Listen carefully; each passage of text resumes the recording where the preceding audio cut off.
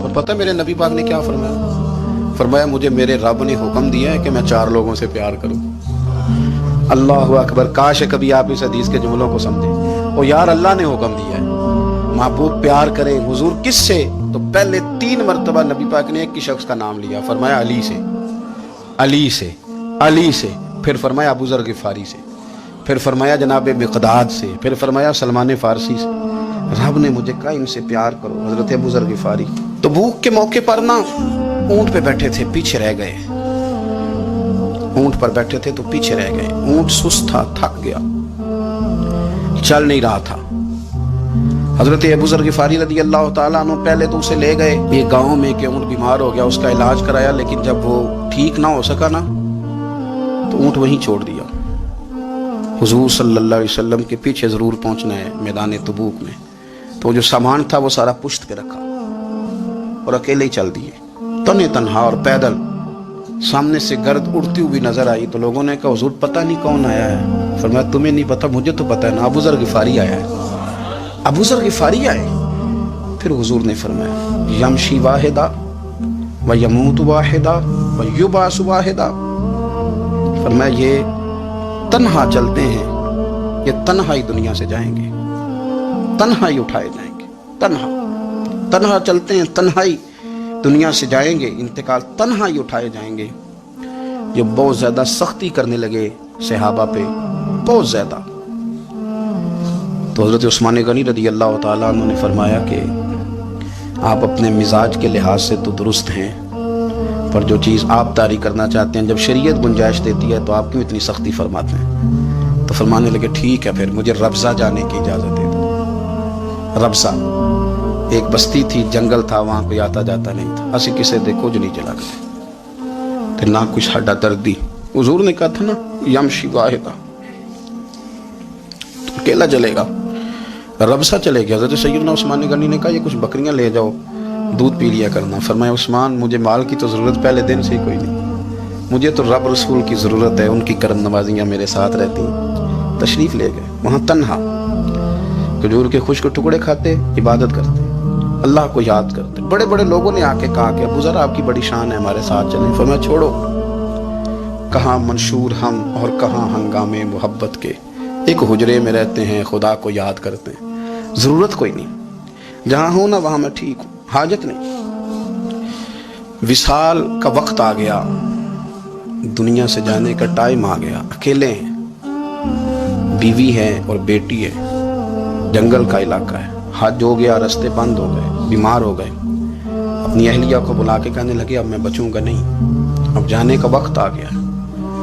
میں نے فقیری جو حضور کی دیکھی تھی اس میں نے وقت گزارا ہے، اور دیکھ میں جا بھی فقیری میرا لے سجدہ سا توڑ دی بھائی، جان بھی دیتی تیرا تیرے، اب جانے کا وقت ہے۔ تو اس طرح کرنا، اگر تیرے پاس کوئی کپڑا ہوا تو مجھے کفن دے دینا، نہ ہوا تو اللہ کے سپرد کر دینا۔ کہا ہم 2 عورتیں ہیں، جنازہ غسل کفن۔ فرمایا رب جماعت بھیجے گا میرے لیے، لوگ آئیں گے، میرے نبی پاک نے مجھ سے وعدہ کیا تھا آئیں گے نا لوگ۔ تو اہلیہ کہنے لگی ابو ذر آپ کو کیسے پتہ ہے کہ آپ اس صحرا میں انتقال کر جائیں گے؟ اللہ شفا دینے والا ہے۔ فرمانے لگے ہم 3-4 لوگ بیٹھے تھے تو حضور نے فرمایا تھا تم میں سے ایک شخص صحرا میں اکیلا انتقال کر جائے گا، وہ میرے جتنے باقی ساتھی تھے وہ سارے انتقال کر گئے، اب میں اکیلا ہی بچا، مجھے پتہ ہے وہ میں ہی ہوں، تو تم دیکھنا تمہیں کوئی نہ کوئی مل جائے گا غسل کفن کے لیے۔ آپ کی اہلیہ کہتی ہیں کہ میں اٹھی، کبھی دوڑ کے میں باہر جاتی، سڑک پہ جا کے دیکھتی کوئی گزر رہا ہے، پھر میں آ کے کہتی حج ختم ہو گیا ہے، رستے بند ہو گئے ہیں، کون آئے گا جنگل؟ پھر میں آ کے ان کی تیمارداری کرتی، پھر اٹھ کے جاتی، پھر میں آ کے تیمارداری کرتی۔ اچانک میری نظر پڑی تو ایک چھوٹا سا قافلہ آ رہا تھا، اس قافلے میں چند لوگ تھے اور سب سے بڑھ کر صحابی رسول حضرت عبداللہ ابن مسعود بھی تھے۔ میں نے ان کو اشارہ کیا تو وہ دوڑے آئے، کہنے لگے بہن کیا ہے؟ میں نے کہا یہاں ایک شخص ہے، تمہاری تھوڑی سی ضرورت ہے اس کو۔ حضرت عبداللہ ابن مسعود کہنے لگے کون ہے بی بی؟ کہتی میں نے کہا کہ وہ ابو ذر غفاری ہیں۔ کہتی تڑپ کے روئے عبداللہ ابن مسعود، تڑپ کے، کہنے لگے ابو ذر میرے نبی پاک کا پیارا، میرے ماں بھی اس پہ قربان، میرا باپ بھی قربان، کدھر ہے جلدی بتاؤ؟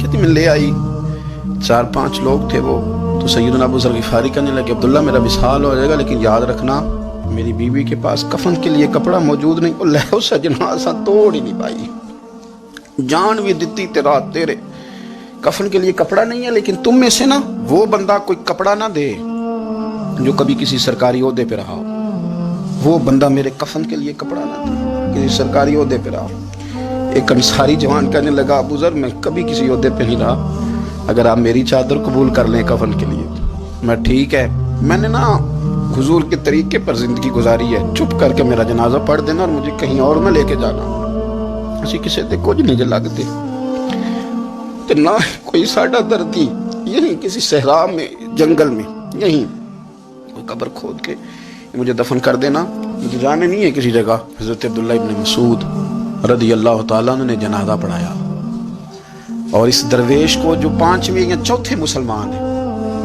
ان کو وہاں دفن کیا۔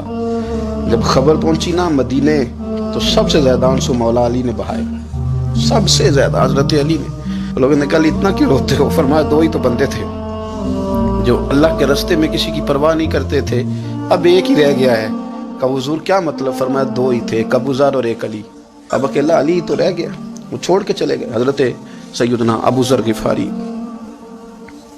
رضی اللہ تعالیٰ عنہ اس عظیم شخص کا نام ہے، سردار قبیلے سے تعلق تھا، بڑے بہادر تھے، اور حضور کو فقیری میں دیکھا تو پھر زندگی اسی فقیری میں گزار دی، اسی فقیری میں۔